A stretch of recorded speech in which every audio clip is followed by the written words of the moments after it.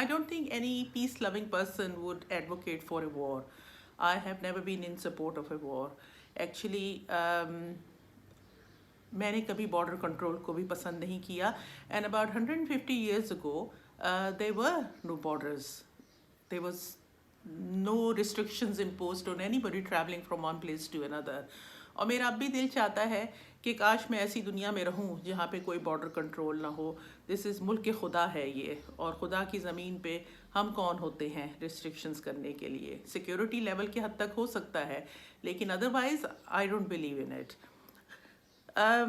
Reason I'm talking about all these things is because yesterday Iran has launched an attack in response to Israel's attack, और जो ईरानी consulate के ऊपर हुआ था दमिश्क में. तो उन्होंने जवाब में रात को ईरान ने जवाब दिया है इसराइल के ऊपर अटैक करके. व्हाट कैन आई से? ईरान जिंदाबाद, ईरान जिंदाबाद, and I wish I was an Iranian. मैं as a Muslim, we are not taught to fight, not initiate fight. Imam Hussein, when he took his entire family and went to Kufa, he had no intention of getting into a war.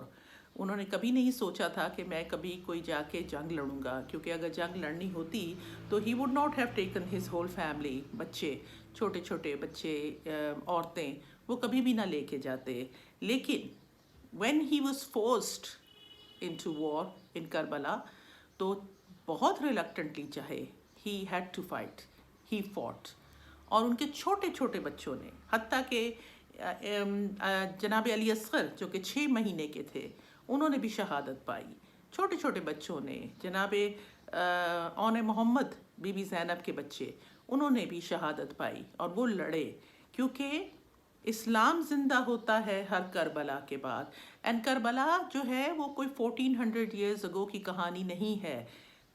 जब हम नारा लगाते हैं तो वही हम कहते हैं हुसैनियत जिंदाबाद, यजीदियत मुर्दाबाद. We don't say Imam Hussein zindabad, although there is nothing wrong with that either. लेकिन हुसैनियत, because it's an ism. It's he stands against tyranny. तो अगर जो भी शख्स tyranny के खिलाफ खड़ा होता है वो हुसैनी है. जो शख्स जुल्म का साथ देता है वो यजीदी है. This is simple as that. अब ईरान ने हमला कर दिया है, और लेट्स सी कि क्या कॉन्सिक्वेंसेस की निकलती हैं, और ये एक बड़ी वॉर की तरफ जाती है, या और is it just something which is going to and.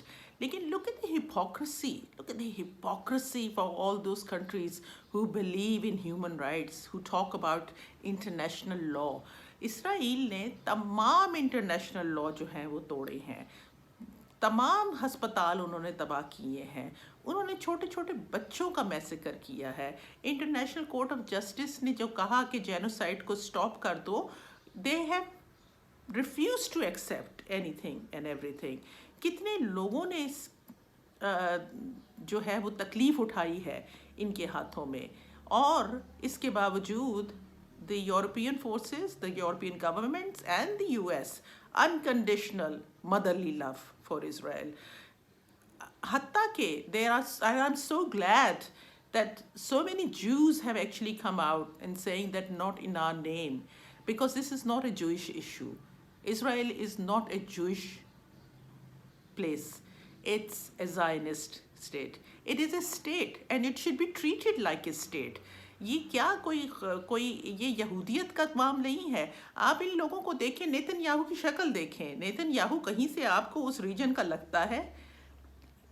Does he have any Semitic looks? Does he have anything to do with brown face or anything? He is not. ये सारे यूरोपियंस हैं. They are all Europeans and Americans who have decided to land in a country.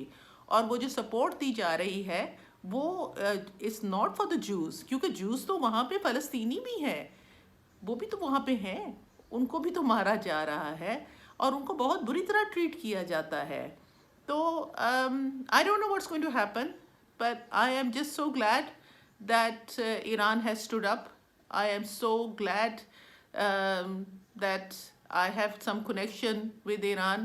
in a sense that I have friend from Iran, and I'm so glad that I follow a faith which tells me कि जुल्म के ख़िलाफ़ खड़ा होना जो है वो ज़रूरी है।